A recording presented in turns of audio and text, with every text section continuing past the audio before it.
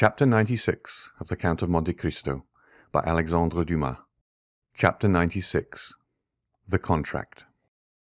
3 days after the scene we have just described, namely towards 5 o'clock in the afternoon of the day fixed for the signature of the contract between Mademoiselle Eugénie Danglars and Andrea Cavalcanti, whom the banker persisted in calling Prince, a fresh breeze was stirring the leaves in the little garden in front of the Count of Monte Cristo's house, and the Count was preparing to go out. While his horses were impatiently pawing the ground, held in by the coachman who had been seated a quarter of an hour on his box, the elegant phaeton with which we are familiar rapidly turned the angle of the entrance gate and cast out on the doorsteps Monsieur Andrea Cavalcanti, as decked up and gay as if he were going to marry a princess. He inquired after the Count with his usual familiarity, and ascending lightly to the second story, met him at the top of the stairs. The Count stopped on seeing the young man. As for Andrea, he was launched, and when he was once launched, nothing stopped him. "Ah, good morning, my dear Count," said he. "Ah, Monsieur Andrea," said the latter, with his half-jesting tone. "How do you do?" "Charmingly, as you see. I am come to talk to you about 1,000 things, but first tell me, were you going out or just returned?" "I was going out, sir." "Then in order not to hinder you, I would get up with you, if you please, in your carriage, and Tom shall follow with my phaeton in tow." "No," said the Count, with an imperceptible smile of contempt, for he had no wish to be seen in the young man's society. "No, I prefer listening to you here, my dear Monsieur Andrea. We can chat better indoors, and there is no coachman to overhear our conversation." The Count returned to a small drawing-room on the first floor, sat down, and crossing his legs, motioned to the young man to take a seat also. Andrea assumed his gayest manner. "You know, my dear Count," said he, "the ceremony is to take place this evening. At 9 o'clock the contract is to be signed at my father-in-law's." "Ah, indeed," said Monte Cristo. "What? Is it news to you?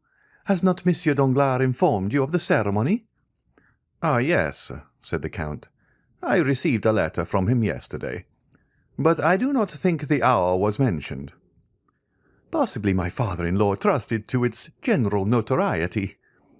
"Well," said Monte Cristo, "you are fortunate, Monsieur Cavalcanti. It is a most suitable alliance you are contracting, and Mademoiselle Danglars is a handsome girl." "Yes, indeed she is," replied Cavalcanti in a very modest tone.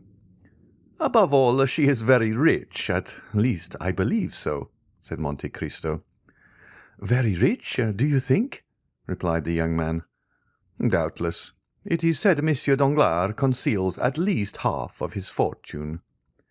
"And he acknowledges 15 or 20 millions," said Andrea with a look sparkling with joy.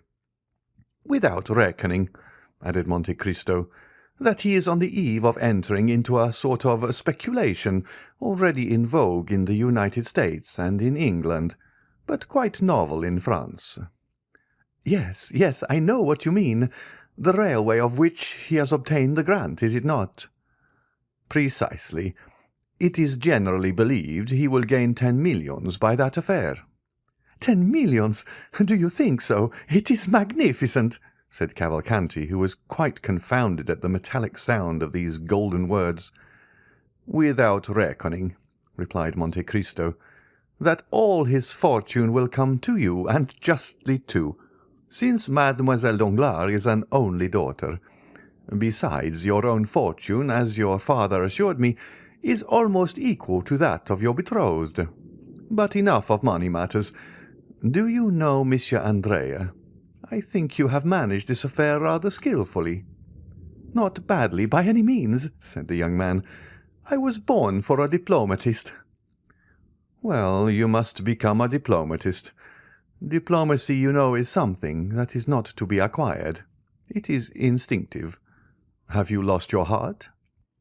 "Indeed, I fear it," replied Andrea, in the tone in which he had heard Durante or Valere reply to Alceste at the Théâtre Français. "Is your love returned?" "I suppose so," said Andrea with a triumphant smile, "since I am accepted. But I must not forget one grand point." "Which?" "That I have been singularly assisted." "Nonsense." "I have indeed." "By circumstances?" "No, by you." "By me? Not at all, Prince," said Monte Cristo, laying a marked stress on the title. "What have I done for you? Are not your name, your social position, and your merit sufficient?" "No," said Andrea. "No, it is useless for you to say so, Count. I maintain that the position of a man like you has done more than my name, my social position, and my merit." "You are completely mistaken, sir," said Monte Cristo coldly, who felt the perfidious manoeuvre of the young man, and understood the bearing of his words. "You only acquired my protection after the influence and fortune of your father had been ascertained. For, after all, who procured for me, who had never seen either you or your illustrious father, the pleasure of your acquaintance? Two of my good friends, Lord Wilmore and the Abbé Busoni. What encouraged me not to become your surety, but to patronize you? Your father's name, so well known in Italy and so highly honoured. Personally, I do not know you."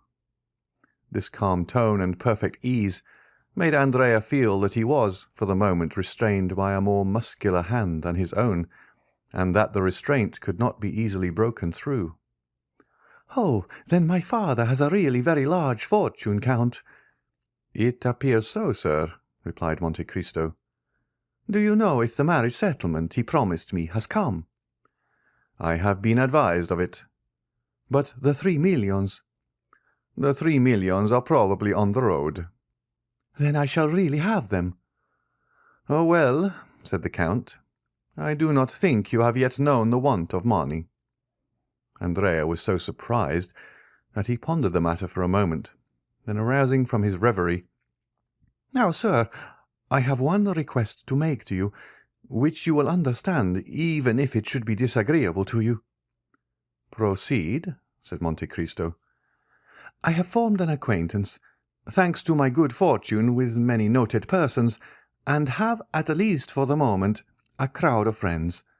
But marrying, as I am about to do before all Paris, I ought to be supported by an illustrious name, and in the absence of the paternal hand some powerful one ought to lead me to the altar. Now, my father is not coming to Paris, is he? He is old, covered with wounds, and suffers dreadfully, he says, in travelling." "Indeed?" "Well, I am come to ask a favour of you." "Of me?" "Yes, of you." "And pray what may it be?" "Well, to take his part." "Ah, my dear sir! What, after the varied relations I have had the happiness to sustain towards you, can it be that you know me so little as to ask such a thing? Ask me to lend you 500,000, and, although such a loan is somewhat rare, on my honour you should annoy me less. Know then what I thought I had already told you, that in participation in this world's affairs, more especially in their moral aspects, the Count of Monte Cristo has never ceased to entertain the scruples and even the superstitions of the East. I, who have a seraglio at Cairo, one at Smyrna, and one at Constantinople, preside at a wedding? Never." "Then you refuse me?" "Decidedly. And were you my son or my brother, I would refuse you in the same way." "But what must be done?" said Andrea, disappointed. "You said just now that you had 100 friends." "Very true, but you introduced me at Monsieur Danglars." "Not at all. Let us recall the exact facts. You met him at a dinner party at my house, and you introduced yourself at his house. That is a totally different affair." "Yes, but by my marriage you have forwarded that." "I? Not in the least. I beg you to believe. Recollect what I told you when you asked me to propose you." "Oh, I never make matches, my dear Prince. It is my settled principle." Andrea bit his lips. "But at least you will be there?" "Will all Paris be there?" "Oh, certainly." "Well, like all Paris, I shall be there too," said the Count. "And will you sign the contract?" "I see no objection to that. My scruples do not go thus far." "Well, since you will grant me no more, I must be content with what you give me. But one word more, Count." "What is it?" "Advice." "Be careful. Advice is worse than a service." "Oh, you can give me this without compromising yourself." "Tell me what it is." "Is my wife's fortune 500,000 livres?" "That is the sum Monsieur Danglars himself announced." "Must I receive it or leave it in the hands of the notary?" "This is the way such affairs are generally arranged when it is wished to do them stylishly. Your two solicitors appoint a meeting. When the contract is signed, for the next or the following day, then they exchange the two portions, for which they each give a receipt. Then, when the marriage is celebrated, they place the amount at your disposal as the chief member of the alliance." "Because," said Andrea with a certain ill-concealed uneasiness, "I thought I heard my father-in-law say that he intended embarking our property in that famous railway affair of which you spoke just now." "Well," replied Monte Cristo, "it will be the way everybody says of trebling your fortune in 12 months. Baron Danglars is a good father, and knows how to calculate." "In that case," said Andrea, "everything is all right excepting your refusal, which quite grieves me." "You must attribute it only to natural scruples under similar circumstances." "Well," said Andrea, "let it be as you wish. This evening, then, at 9 o'clock." "Adieu till then." Notwithstanding a slight resistance on the part of Monte Cristo, whose lips turned pale, but who preserved his ceremonious smile, Andrea seized the Count's hand, pressed it, jumped into his phaeton, and disappeared.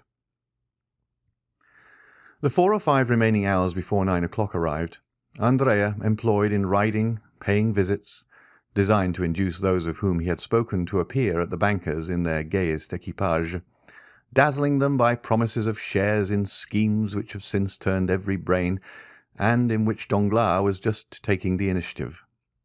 In fact, at 8:30 in the evening, the grand salon, the gallery adjoining, and the 3 other drawing-rooms on the same floor were filled with a perfumed crowd, who sympathized but little in the event, but who all participated in that love of being present wherever there is anything fresh to be seen. An academician would say that the entertainments of the fashionable world are collections of flowers which attract inconstant butterflies, famished bees, and buzzing drones. No one could deny that the rooms were splendidly illuminated. The light streamed forth on the gilt mouldings and the silk hangings, and all the bad taste of decorations which had only their richness to boast of shone in its splendour. Mademoiselle Eugénie was dressed with elegant simplicity in a figured white silk dress, and a white rose half concealed in her jet-black hair was her only ornament, unaccompanied by a single jewel. Her eyes, however, betrayed that perfect confidence which contradicted the girlish simplicity of this modest attire. Madame Danglars was chatting at a short distance with Debray, Beauchamp, and Château Renaud. Debray was admitted to the house for this grand ceremony, but on the same plane with everyone else, and without any particular privilege. Monsieur Danglars, surrounded by deputies and men connected with the revenue, was explaining a new theory of taxation which he intended to adopt when the course of events had compelled the government to call him into the ministry. Andrea, on whose arm hung one of the most consummate dandies of the opera, was explaining to him rather cleverly, since he was obliged to be bold to appear at ease, his future projects, and the new luxuries he meant to introduce to Parisian fashions with his 175,000 livres per annum. The crowd moved to and fro in the rooms like an ebb and flow of turquoises, rubies, emeralds, opals, and diamonds. As usual, the oldest women were the most decorated, and the ugliest the most conspicuous. If there was a beautiful lily or a sweet rose, you had to search for it, concealed in some corner behind a mother with a turban, or an aunt with a bird of paradise. At each moment, in the midst of the crowd, the buzzing and the laughter, the doorkeeper's voice was heard announcing some name well known in the financial department, respected in the army or illustrious in the literary world, and which was acknowledged by a slight movement in the different groups.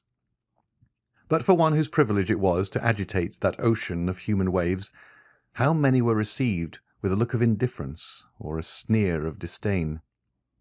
At the moment when the hand of the massive timepiece, representing Endymion asleep, pointed to 9 on its golden face, and the hammer, the faithful type of mechanical thought, struck 9 times, the name of the Count of Monte Cristo resounded in its turn, and as if by an electric shock, all the assembly turned towards the door. The Count was dressed in black, and with his habitual simplicity, his white waistcoat displayed his expansive, noble chest, and his black stock was singularly noticeable because of its contrast with the deadly paleness of his face. His only jewellery was a chain, so fine that the slender gold thread was scarcely perceptible on his white waistcoat. A circle was immediately formed around the door. The Count perceived at one glance Madame Danglars at one end of the drawing-room, Monsieur Danglars at the other, and Eugénie in front of him. He first advanced towards the Baroness, who was chatting with Madame de Villefort, who had come alone, Valentine being still an invalid, and without turning aside, so clear was the road left for him, he passed from the Baroness to Eugénie, whom he complimented in such rapid and measured terms that the proud artist was quite struck. Near her was Mademoiselle Louise d'Armilly, who thanked the Count for the letters of introduction he had so kindly given her for Italy, which she intended immediately to make use of. On leaving these ladies, he found himself with Danglars, who had advanced to meet him. Having accomplished these 3 social duties, Monte Cristo stopped, looking around him with that expression peculiar to a certain class, which seems to say, "I have done my duty, now let others do theirs." Andrea, who was in an adjoining room, had shared in the sensation caused by the arrival of Monte Cristo, and now came forward to pay his respects to the Count. He found him completely surrounded. All were eager to speak to him, as is always the case with those whose words are few and weighty. The solicitors arrived at this moment, and arranged their scrawled papers on the velvet cloth embroidered with gold which covered the table prepared for the signature. It was a gilt table, supported on lion's claws. One of the notaries sat down, the other remained standing. They were about to proceed to the reading of the contract, which half Paris assembled was to sign. All took their places, or rather the ladies formed a circle, while the gentlemen, more indifferent to the restraints of what Boileau calls the energetic style, commented on the feverish agitation of Andrea, on Monsieur Danglars' riveted attention, Eugénie's composure, and the light and sprightly manner in which the Baroness treated this important affair. The contract was read during a profound silence, but as soon as it was finished, the buzz was redoubled through all the drawing-rooms. The brilliant sums, the rolling millions which were to be at the command of the 2 young people, and which crowned the display of the wedding presents and the young lady's diamonds, which had been made in a room entirely appropriated for that purpose, had exercised to the full their delusions over the envious assembly. Mademoiselle Danglars' charms were heightened in the opinion of the young men, and for the moment seemed to outvie the sun in splendour. As for the ladies, it is needless to say that while they coveted the millions, they thought they did not need them for themselves, as they were beautiful enough without them. Andrea, surrounded by his friends, complimented, flattered, beginning to believe in the reality of his dream, was almost bewildered. The notary solemnly took the pen, flourished it above his head, and said, "Gentlemen, we are about to sign the contract." The Baron was to sign first, then the representative of Monsieur Cavalcanti senior, then the Baroness, afterwards the future couple, as they are styled in the abominable phraseology of legal documents. The Baron took the pen and signed, then the representative. The Baroness approached, leaning on Madame de Villefort's arm. "My dear," said she, as she took the pen, "is it not vexatious? An unexpected incident in the affair of murder and theft at the Count of Monte Cristo's, in which he nearly fell a victim, deprives us of the pleasure of seeing Monsieur de Villefort." "Indeed," said Monsieur Danglars, in the same tone in which he would have said, "Oh, well, what do I care?" "As a matter of fact," said Monte Cristo, approaching, "I am much afraid that I am the involuntary cause of his absence." "What, you, Count?" said Madame Danglars, signing. "If you are, take care, for I shall never forgive you." Andrea pricked up his ears. "But it is not my fault, as I shall endeavour to prove." Everyone listened eagerly. Monte Cristo, who so rarely opened his lips, was about to speak. "You remember," said the Count, during the most profound silence, "that the unhappy wretch who came to rob me died at my house. The supposition is that he was stabbed by his accomplice on attempting to leave it." "Yes," said Danglars. "In order that his wounds might be examined, he was undressed, and his clothes were thrown into a corner, where the police picked them up, with the exception of the waistcoat, which they overlooked." Andrea turned pale, and drew towards the door. He saw a cloud rising in the horizon, which appeared to forebode a coming storm. "Well, this waistcoat was discovered to-day, covered with blood and with a hole over the heart." The lady screamed, and 2 or 3 prepared to faint. "It was brought to me. No one could guess what the dirty rag could be. I alone suspected that it was the waistcoat of the murdered man. My valet, in examining this mournful relic, felt a paper in the pocket and drew it out. It was a letter addressed to you, Baron." "To me?" cried Danglars. "Yes, indeed, to you. I succeeded in deciphering your name under the blood with which the letter was stained," replied Monte Cristo, amid the general outburst of amazement. "But," asked Madame Danglars, looking at her husband with uneasiness, "how could that prevent Monsieur de Villefort—" "In this simple way, madame," replied Monte Cristo. "The waistcoat and the letter were both what is termed circumstantial evidence. I therefore sent them to the king's attorney. You understand, my dear Baron, that legal methods are the safest in criminal cases. It was, perhaps, some plot against you." Andrea looked steadily at Monte Cristo and disappeared in the second drawing-room. "Possibly," said Danglars. "Was not this murdered man an old galley slave?" "Yes," replied the Count, "a felon named Caderousse." Danglars turned slightly pale. Andrea reached the ante-room beyond the little drawing-room. "But go on signing," said Monte Cristo. "I perceive that my story has caused a general emotion, and I beg to apologize to you, Baroness, and to Mademoiselle Danglars." The Baroness, who had signed, returned the pen to the notary. "Prince Cavalcanti," said the latter. "Prince Cavalcanti, where are you?"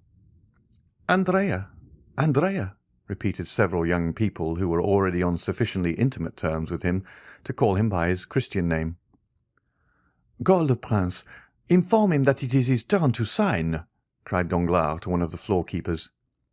But at the same instant the crowd of guests rushed in alarm into the principal salon, as if some frightful monster had entered the apartments, quærums quem deveret. There was, indeed, reason to retreat, to be alarmed, and to scream. An officer was placing 2 soldiers at the door of each drawing-room, and was advancing towards Danglars, preceded by a commissary of police, girded with his scarf. Madame Danglars uttered a scream and fainted. Danglars, who thought himself threatened, certain consciences are never calm, Danglars, even before his guests, showed a countenance of abject terror. "What is the matter, sir?" asked Monte Cristo, advancing to meet the commissioner.